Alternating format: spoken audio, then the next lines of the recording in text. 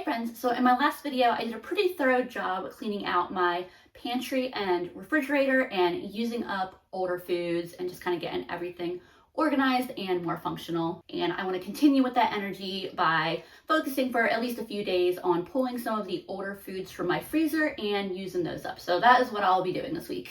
I save a lot of money on my grocery budget by utilizing my freezer, so I definitely want to make sure that those older foods that might have gotten pushed into the back or underneath things don't get forgotten and then end up having to be tossed away, because that wouldn't save me money, right? So let me look at my freezer and see what I'm gonna pull out. This is the first thing that I pulled out of the freezer to use up. It's just about 3/4 of a pound of some really lean ground beef. This honestly hasn't actually even been in my freezer all that long, but you can see I did not repackage it to go in the freezer. So when I just toss something in the freezer like this, it's usually with the intention of using it within like 2 to 4 weeks, just because it's gonna freezer burn a heck of a lot faster in this original packaging than if I repackaged it into a Ziploc bag and squeezed out all the air. But I didn't do that, so I'm gonna use this up. It should still be plenty fresh enough to taste fine. I'm deciding between two different things. I can either go for more of a taco kind of meal or more of a homemade hamburger helper kind of meal. On the one hand, rice, refried beans, tortillas.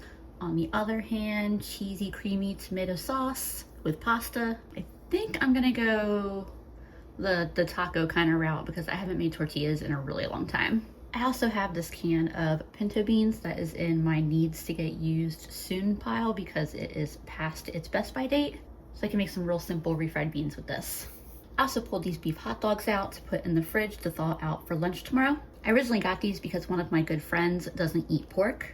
And so I threw them in the freezer for her with the intention that if she was over and we were eating regular hot dogs that did have pork, or I needed to pull something out of the freezer that I could make us that she could eat, that this would be something easy to grab, but that occasion just never happened. And these have been in my freezer for a very long time, and at this point I would be more comfortable thawing them out and trying them for just Andrew and I to eat than offering them to a guest. So tomorrow we can see how these thaw up.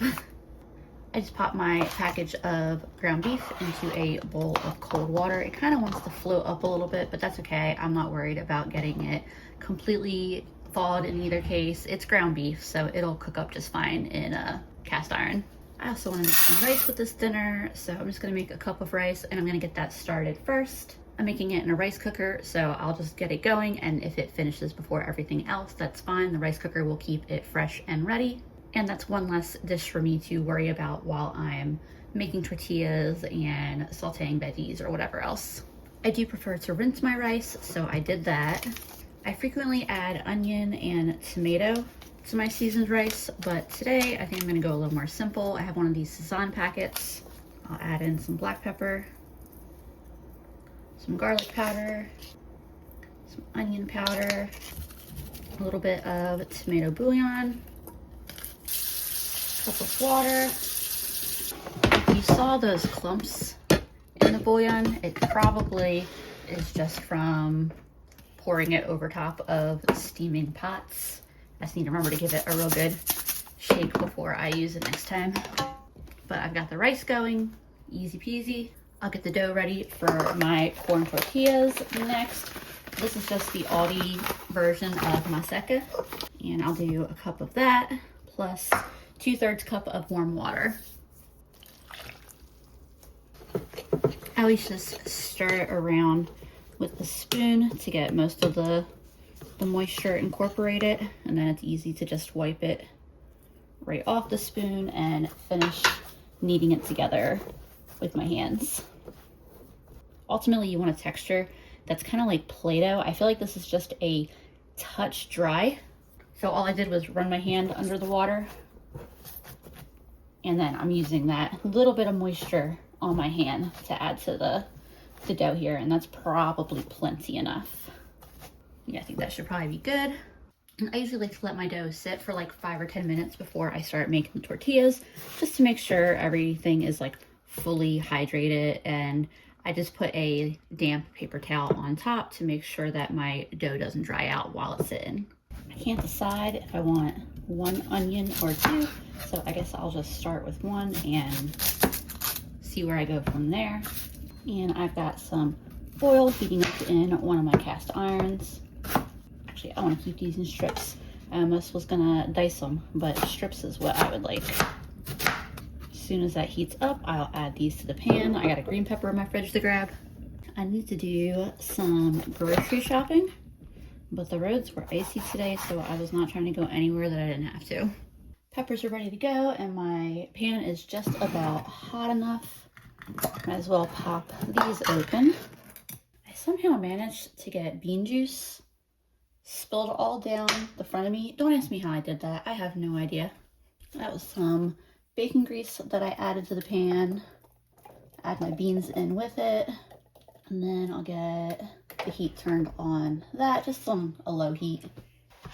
Also getting my onions in my pan. I'll put the peppers in just a couple minutes after. And I'm gonna get my other burner on to start warming up for the tortillas. The onions are cooking up quick, so I'll toss the peppers in as well. I'll be using a tortilla press to make my tortillas. Back in the day, I used to just use a Ziploc bag, like with the sides cut up, and then use a Pyrex dish to press them flat. That definitely works. You don't have to have a tortilla press, but ever since I started using one, I definitely prefer it. So the amount of tortilla dough here that I make 8 tortillas with it, just because it's easy to cut the dough ball in half, and then in half again, and then in half again for 8 balls. Makes it so that way I can easily get them roughly the same shape, but it doesn't have to be exact. And then I'll put that paper towel back over while my pan finishes heating up. I think my pan might be hot enough that I'm gonna try anyway. Tortillas for me are kind of like pancakes. The first one often turns out kind of wonky. Usually I volunteer to eat that one.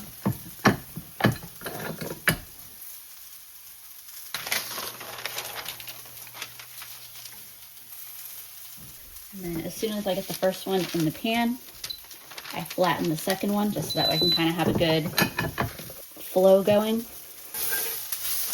This is why I'm glad the rice is in the rice cooker. Here when I'm doing 3 different things at once. I need to buy salt. It's on my grocery list. So I'm gonna get some garlic salt in the refried beans. So that looks like a ton of salt. It's garlic salt, so it's not all salt. A little bit of onion powder, some black pepper, a little bit of hot sauce. My bottle is about done. Push these veggies out of the way for a second. I'm gonna get my ground beef in there.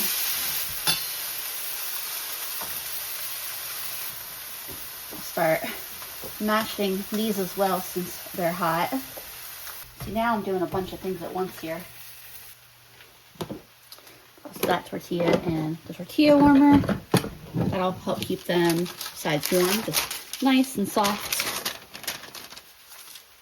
Get the next one in. Next tortilla flattened out, ready to go. Usually by the time I've got that flattened, that's ready to flip. Some garlic salt, some pepper, some of the Cajun seasoning. And then I'm gonna flip this because it's a little frozen.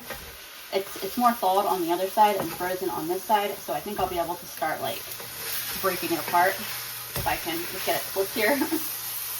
There we go. I'll return to mashing my refried beans in just a minute here. Get some garlic salt in there. Some pepper on that side, on the veggies.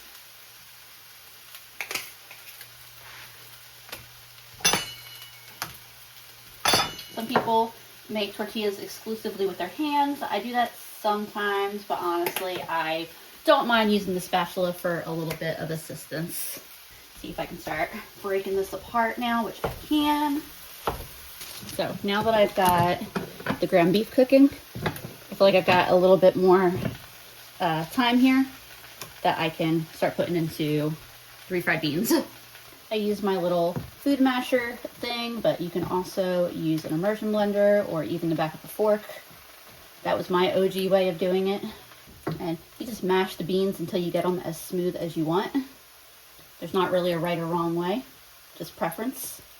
I just stirred and tasted the refried beans. They are absolutely fantastic. I'm just gonna put them on the absolute lowest setting that this burner goes. Keep them warm.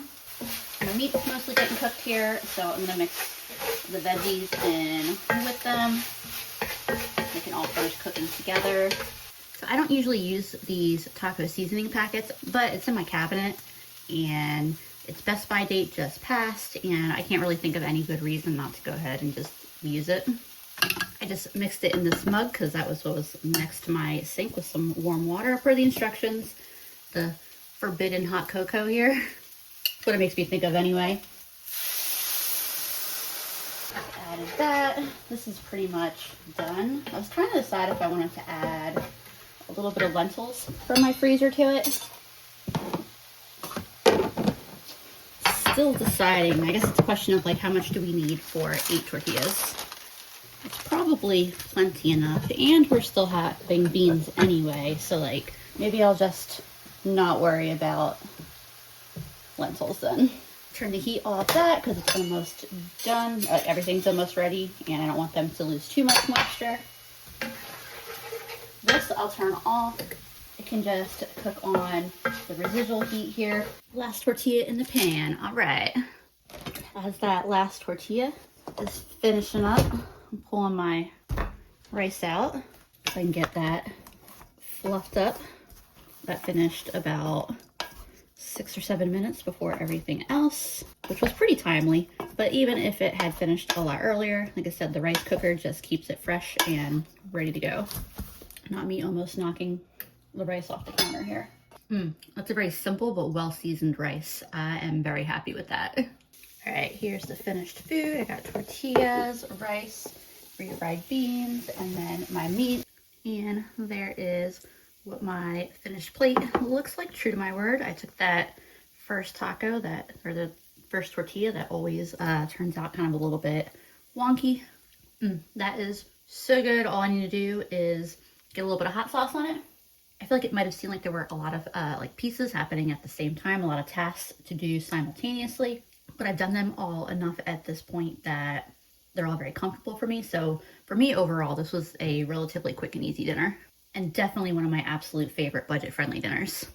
I realize this is actually going to be a quicker, shorter lunch video than I expected, which honestly is fine. I like for my lunches to be just quick and easy, but I have all this rice that was leftovers in the fridge, so you can see there's lighter rice on the bottom and then more orange rice on the top. That's just the rice that we've had for the last 2 nights of dinners, 2 nights ago, and then the little bit that was left last night. So instead of making any new rice, I'm just gonna heat this up. And then I realized that these 5 hot dogs, this is 1,000 calories of hot dogs in this package, and this is just me and Andrew eating this. So I'm not gonna heat up all of these right now.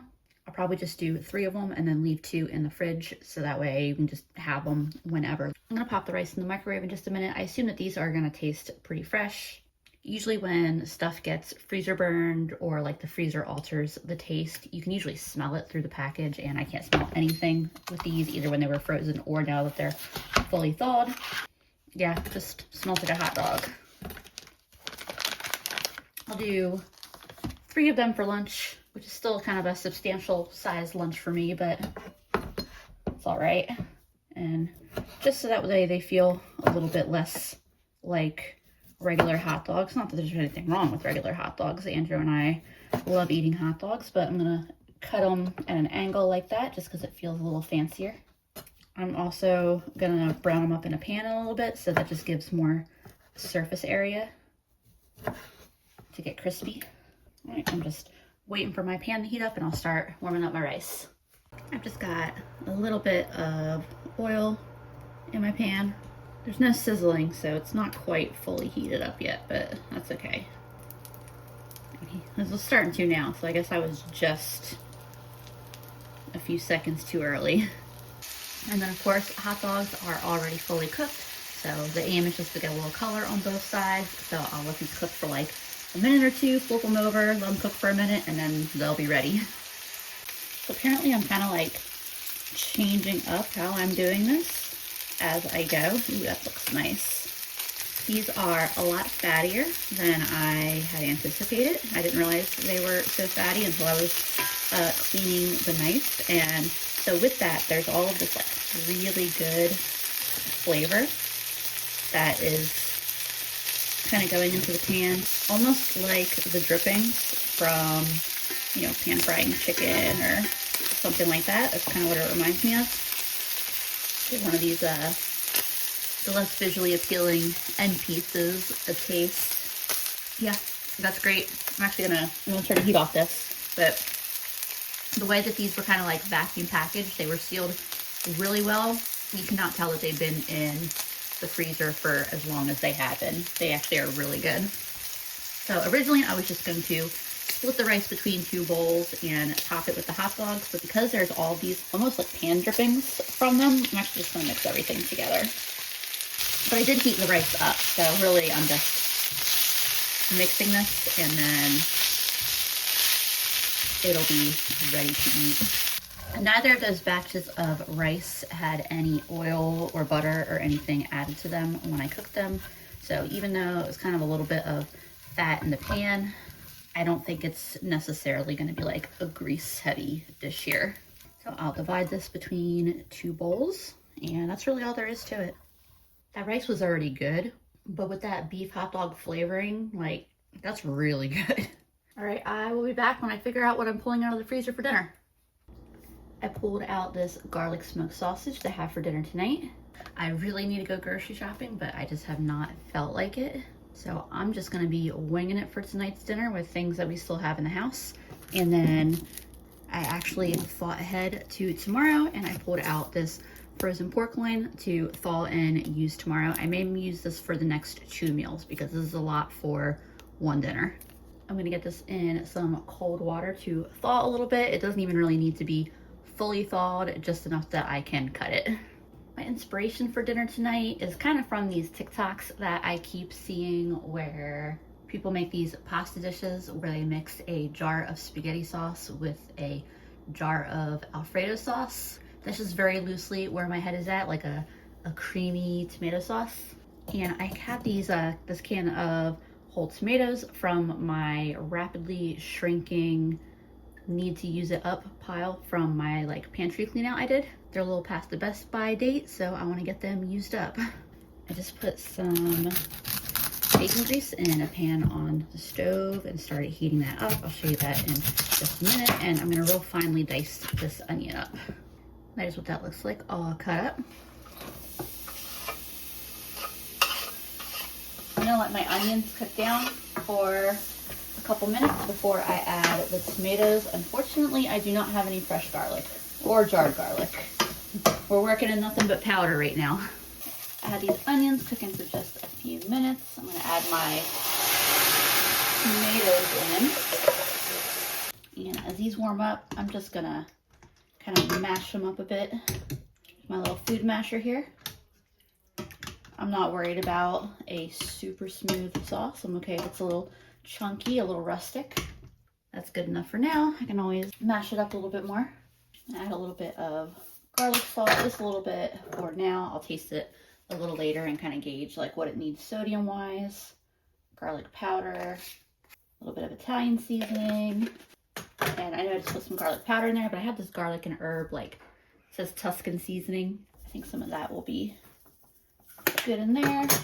Lower the heat. So this isn't quite hot yet. It's just kind of like warm, but I took a taste of it and I already really like where it's going. I'm gonna put a lid on it and I'm just gonna let it keep cooking at a simmer while I do everything else. I started some water boiling for my pasta and I'm gonna go ahead and cut my sausage up, but I'm kind of just moving at a leisurely pace because I don't mind giving that tomato sauce some time there to simmer. So this is just about fully thawed. It's like barely kind of frozen in the middle. What kind of cuts should I do? Obviously I already committed to not doing round. We'll do half moon. And then of course I had to just try a piece to make sure that it tastes fine after being in the freezer, which it does. It prominently tastes like garlic and smokiness. There's those, and then my water for the pasta is at a rolling boil. I need to use a measuring cup for the pasta, otherwise I will definitely pour too much in. I feel like with the measuring cup, I still always have a moment where I'm like, how did I end up making that much pasta? And I think I will get just a little bit of oil in my cast iron and get that heating up to put the sausage in. It probably really doesn't really need much oil. I'm just talking about like a very, very thin coating of oil. I just stirred and tasted my tomato sauce. It is tasting pretty good. I'll let these cook and brown up for a couple minutes, stirring it occasionally. In the meantime, I'm cleaning it up and getting out some other ingredients for the next step. I just burnt my tongue tasting the tomato sauce, but for what it's worth, it was a really good bite to suffer a burn from.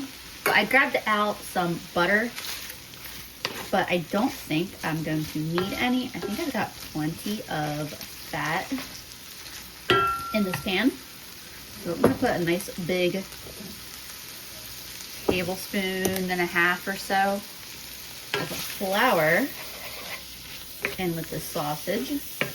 Get that all stirred together and let that cook for a couple minutes, stirring it around as it cooks. I turned the heat off my pasta, by the way, because that is done. I think this is cooked enough, so I'm adding in about a cup of milk. And I'm just gonna keep stirring it around so that way that cooked flour and fat and milk can all integrate together. All right, you can see this has thickened right up. I have a little bit of cream cheese in my fridge that's been in there for a little while.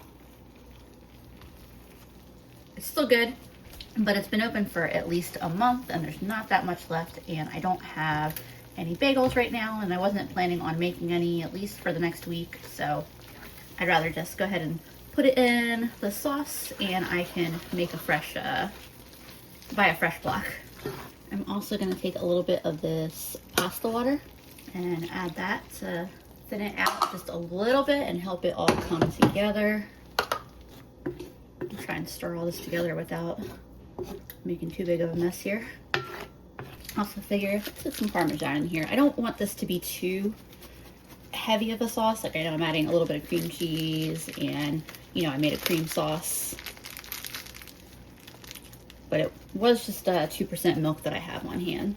So I wasn't putting in heavy cream or anything like that. What if I make a really, really good cream sauce and then I add the tomato sauce and I don't like it? No, we're not gonna, no negative thoughts like that. That was good. I'm gonna turn that down super low here. Add a little bit of black pepper, but honestly, like this sauce as is, you just add the pasta and eat it like that. That's why I can't buy jarred white sauces, because this tastes so good. And with the flavoring from the sausage, so good. I'm gonna drain my pasta and add that. Might be one of the first times I'm not like, oh no, I added too much pasta. Even though this is not the final dish, you know I'm gonna taste it like this. Yeah, this with a little bit of like steamed broccoli or something mixed in. And then just a little bit of fresh Parmesan on top. Perfect. You could also add some stronger cheeses to it. If you wanted to up the cheesy flavor, make it a little more macaroni and cheese-ish. But that is not the dish I set out to make tonight. I've got a nice chunky tomato sauce here. That tastes really great as it's simmered. Like, the flavors could really develop together. It is so good. All right, let's marry these flavors together and see what we think. I feel inclined to do not quite all of it to start. I'm loving where this is going. We're just gonna go all in and add it all. Get that all mixed in, and at that point it's ready to plate up. And there we go, a little extra fresh grated Parmesan on top, but this meal is definitely a winner. That is just like the ultimate plate of comfort food. I didn't record it, but I wanted to show y'all real quick what I did with those other two hot dogs that were left, I just made a little bit of rice, put some soy sauce on it, sauteed some onions, threw the cut up hot dogs in the pan with them, and that's it. I put a little bit of a sweet and hot chili sauce on top, but I'm very, very quick and simple and easy. I just got back from grocery shopping. It was mostly a little cheese and a bunch of produce, potatoes, onions, bananas, broccoli, garlic, canned tomatoes, not a veggie, but canned beans. And then I got this 3.5 pound bag of tomatoes on the markdown rack for $1. These bagel thins for $1.40, which is funny because I just finished my cream cheese, but that's okay. I can use them for other sandwiches. And then these 2 packages of sliced smoked sausages. And I'll put these directly in the freezer. I don't have any plans to eat these in the near future, but they'll be there for when I need to pull something quick out of the freezer later.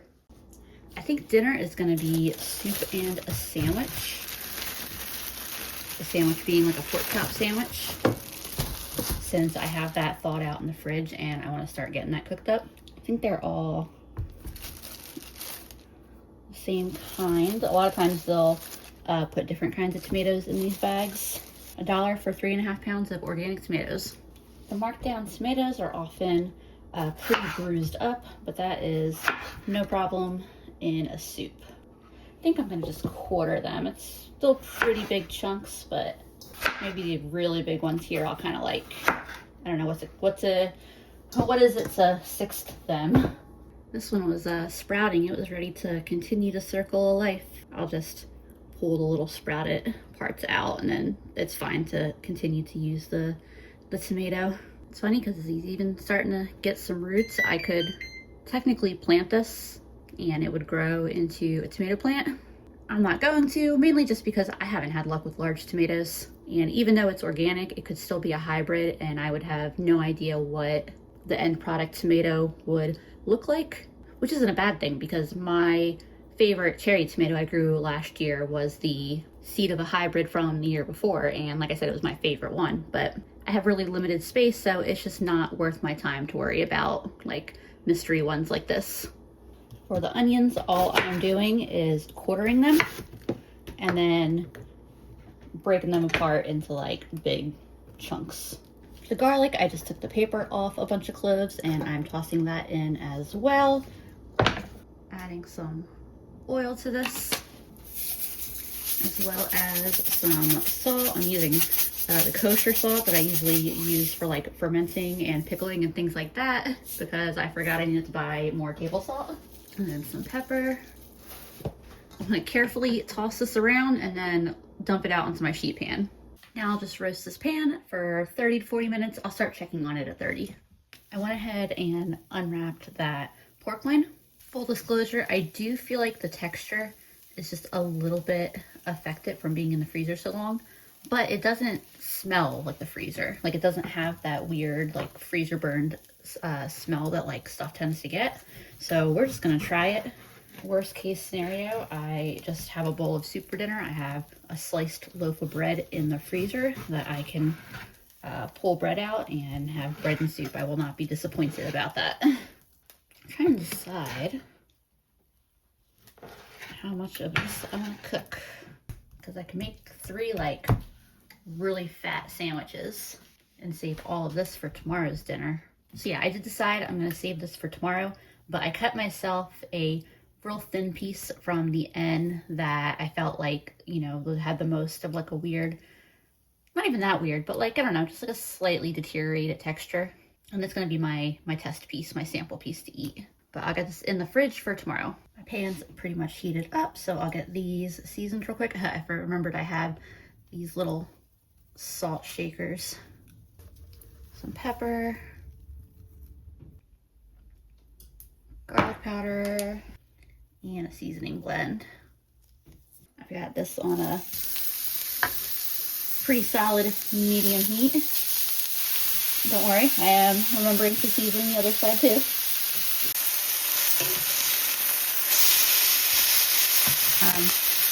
Flipping these over because they got some nice color going on.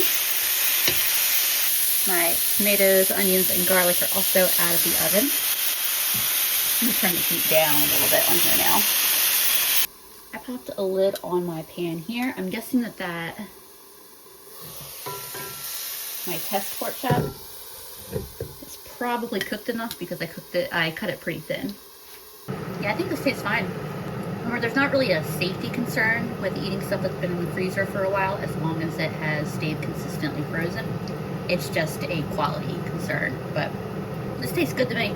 I'm pulling my pork chops out of the pan. If you're wondering how I decide when these larger, kind of thick cut pork chops are done, thermometer. Some of it's just experience and I kind of have a sense of how long they're going to take to cook, but ultimately I just spend a couple seconds to check it with a thermometer. I'm transferring everything from that sheet pan into a blender. You could also do this in a pot with an immersion blender. My blender has a vented lid, so it is perfectly safe for me to blend really hot liquids in it. I also add a couple cups of broth. In this case, I'm going to use bouillon. I might not be able to do quite 2 cups. We'll get it blended and see how much room is in the canister.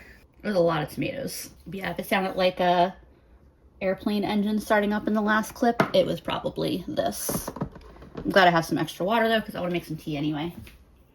Add some onion powder, a little extra black pepper, some garlic powder, and then some bouillon. I'm going to try the tomato and chicken bouillon in my tomato soup.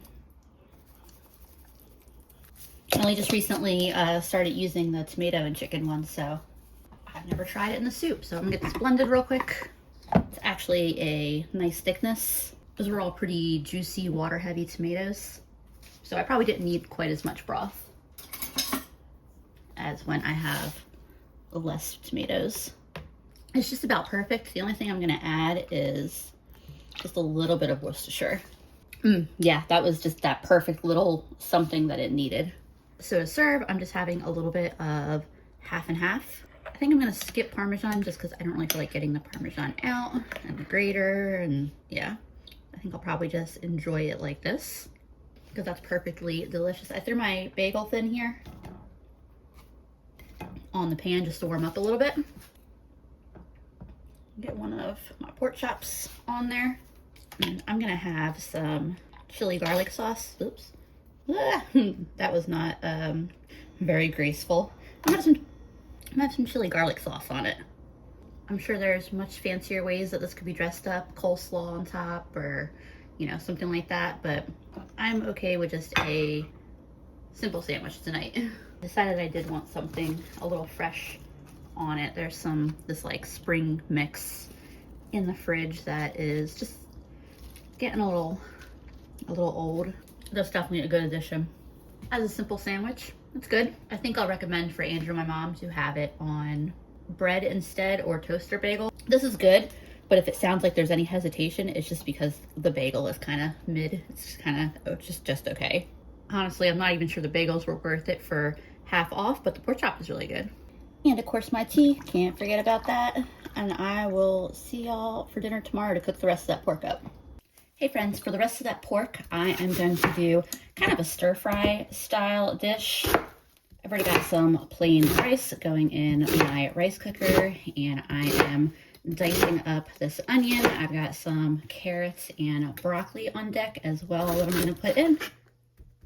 And I've got some oil heating up in my pan. For the carrots, I'm just going to use my box grater here and shred them up. There's all of those. I'll toss them in with my onions to start cooking, and then I'll go straight into cutting up my broccoli. So I'm not going to be using all of this broccoli. It is over a pound. It was the smallest container they had, so I'm just going to do like maybe half of this. The stalkier bits that I want to cook a little bit longer, I'm tossing in the pan right now. The florets I'm tossing into this bowl over here, and I will add those probably right when I have them all cut up, because it seems like the carrots and onions are cooking pretty quickly. And as soon as I get the broccoli in, I'm going to quickly cut my pork up. The broccoli added to cook in with that. And then for my pork, sharpen my knife, but that'll have to wait till tomorrow. I'm cutting it in slices, kind of trying to get it to a more or less uniform thickness, and then I'm gonna cut it into some like nice chunky cubes. As soon as I get these cut up, I'm going to season the pork, and I'm gonna remove the veggies from the pan to cook the pork, so that way the pork just has a chance to get like a nice sear on it. And so the veggies will go in that bowl right there, and then I'll cook the pork, add the veggies back, and then make a sauce to go in the pan. I just realized it'd probably be easiest to salt this pork by, yeah, this is kind of a little convoluted, but it'll work. Toss it in the bowl, and then I can season in the bowl and toss the pork around so that way it gets coated well. Figure it'd be the best way of kind of getting the pieces fully seasoned. We did get more salt today, by the way. And then I'm just gonna put the pork back on here so that way I can put the veggies in the bowl. The veggies are gonna be going back in the fully hot pan with the pork, so I'm not worried about cross-contamination of like raw pork with cooked veggies, because otherwise you would not want to be putting your cooked veggies in with like surfaces that your raw pork touched, obviously. Got the veggies in the bowl, adding the pork to cook. While that pork starts to brown, I'm gonna make a sauce to go in everything. I'm gonna use some soy sauce, some oyster sauce, like a tablespoon or two, probably closer to 2 because it came out a little quick. Add like a little bit of water to it. With a little bit of bouillon. This is beef bouillon. A little bit of Chinese cooking wine. Real quick, I'm gonna start moving my pork around because the side that I put down is starting to brown up. This should cook pretty quickly since it's in these little pieces. Back to the sauce. I'm gonna throw some garlic powder in here. Totally forgot. I need to buy some more ginger. If you're asking if there is a recipe for this sauce, not at all. I am fully winging it.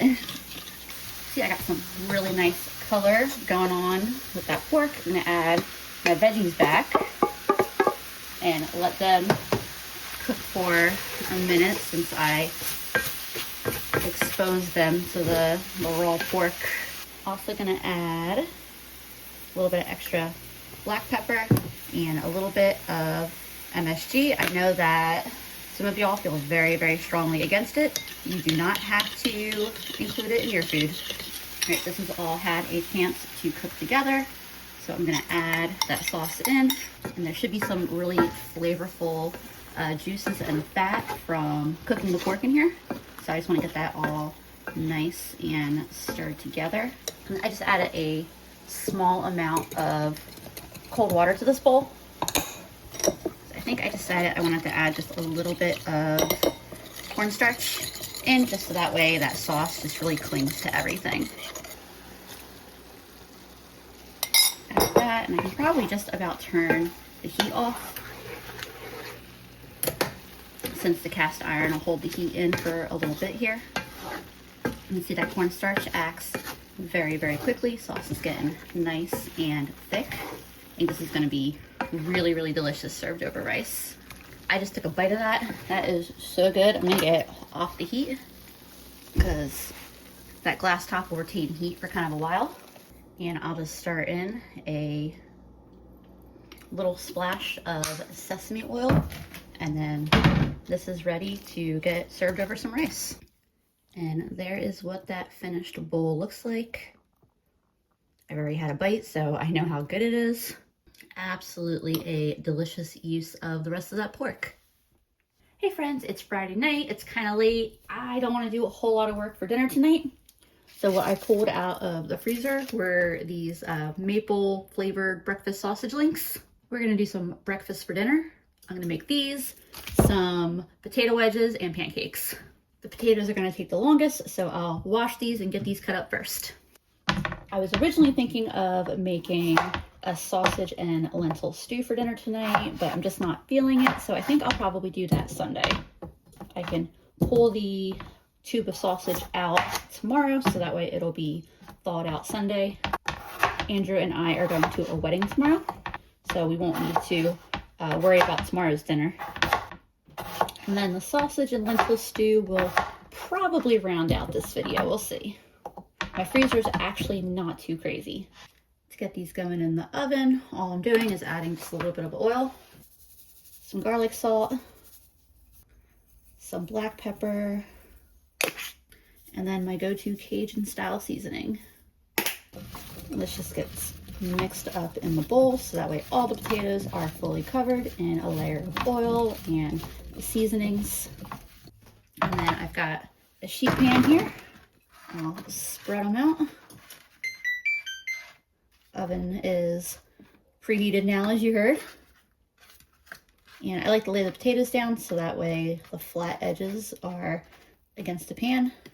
I'm putting these in at 425 degrees for 20 minutes, and then I'll take the tray out, give it a little shake, and put it back in for like 10 or 15 minutes. I just checked on my potatoes and put them back in the oven. I'm gonna get started on the rest of this now. I wanted to give the potatoes a head start though, because he wants to eat cold pancakes. I'm gonna do the pancakes first, and then I will do the sausages. I've just had them out on the counter, and I mean, they're thawing very, very quick. They're very small sausages, so they're also fully cooked, so I won't need to worry about cooking them for very long. I don't usually cook pancakes on my cast iron, but I figure it should work fine. But I may need to mess with adjusting the temperature and such a little bit, because I have no idea how they're gonna cook. But usually the first pancake turns out weird anyway, so by the time we're on the second pancake, we should have it set. I feel like this is probably ready to flip. Yep, the trick with pancakes is that you don't want to over mix the batter. I've definitely got some lumps in this batter, and that's okay. And you don't want to overwork your actual pancake. So like in the ideal world, you're only flipping it the one time and that's it. First pancake is done, and that actually turned out kind of perfect. I really can't complain. Sorry, scraping's probably bad. I really can't complain much about that pancake. I realize me scraping that metal spatula on this pan probably does not sound great, so I'm gonna try not to talk when I'm doing that, so that way I can just very cleanly edit that out.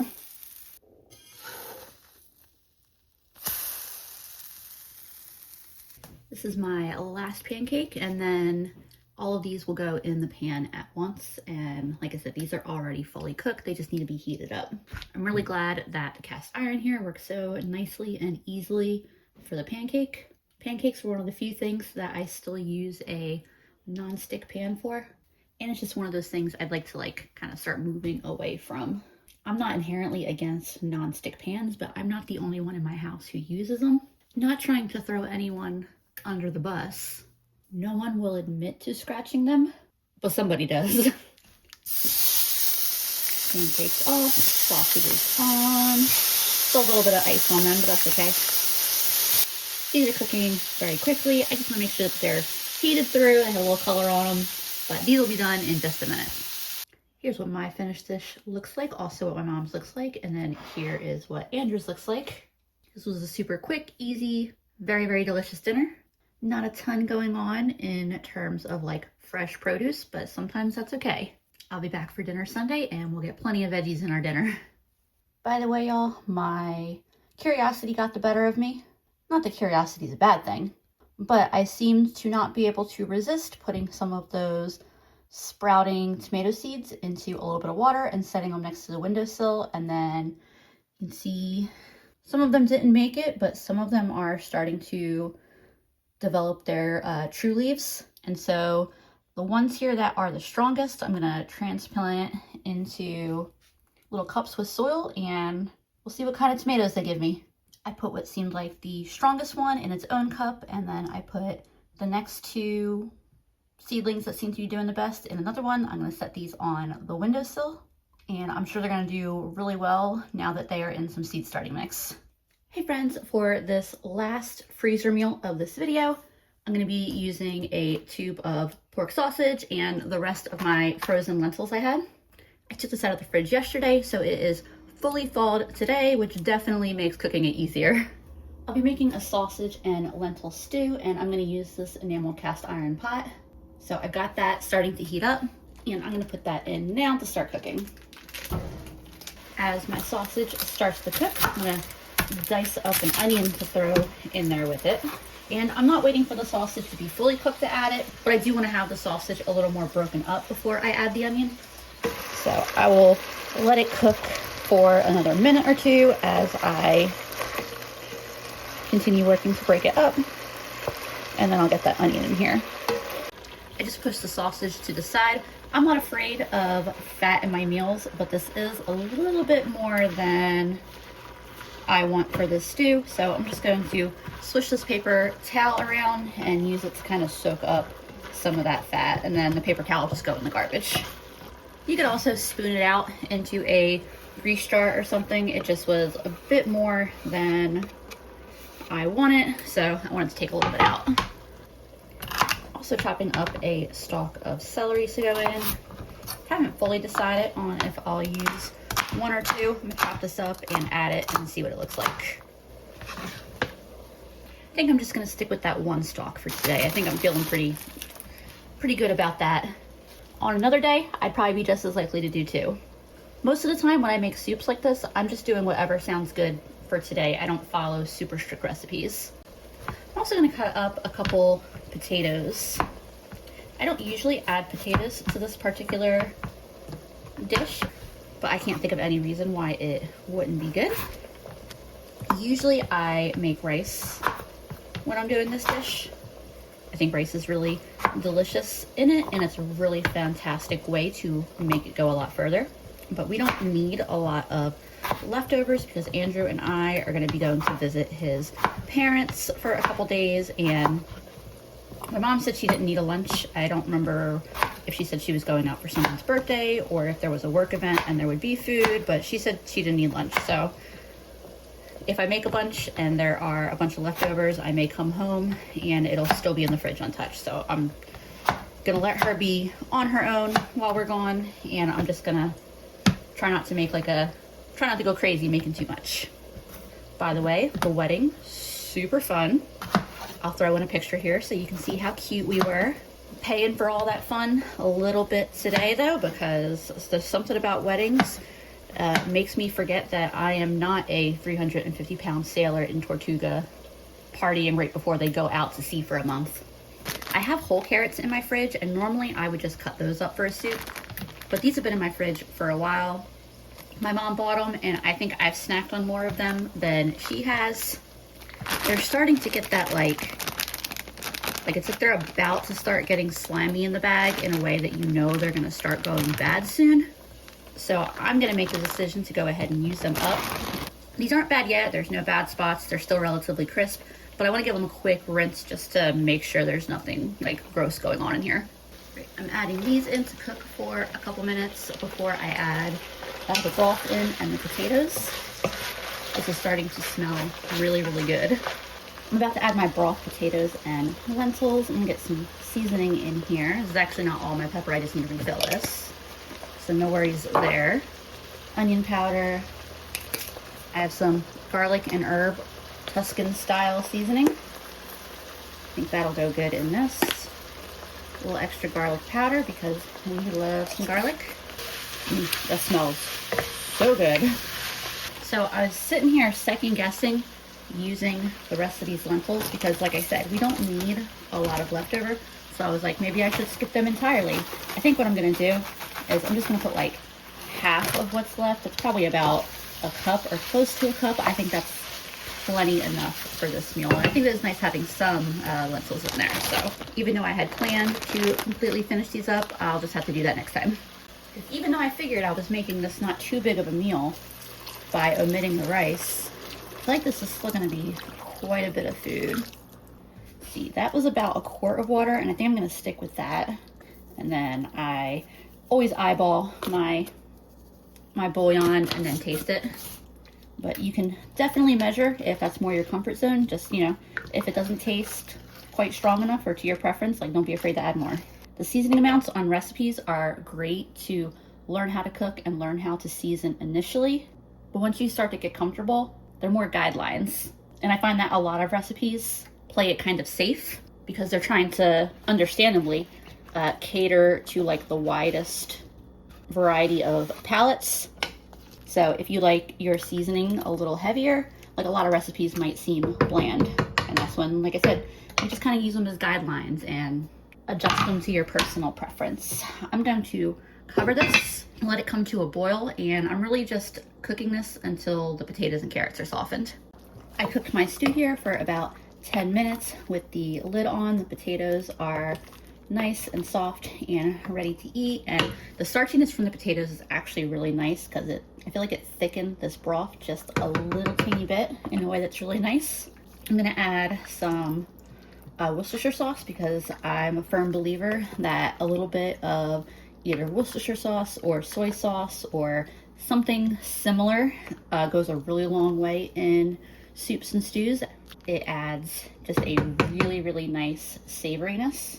For me, it's not so much that it adds a lot of flavor, but it amps up the flavors that are already there. I'll taste this and decide if it needs anything else. This is perfect. I don't need to add anything else. That came out so good. The only other thing that I was kind of considering was throwing in a handful of chopped up spinach, but I already washed my knife and cutting board. So I'm gonna skip that and just eat this as is. It's got onion and celery, carrot, potato. A leafy green would be a nice addition, but it's not like it's lacking in vegetables. So I'm gonna serve myself up a bowl of this and enjoy.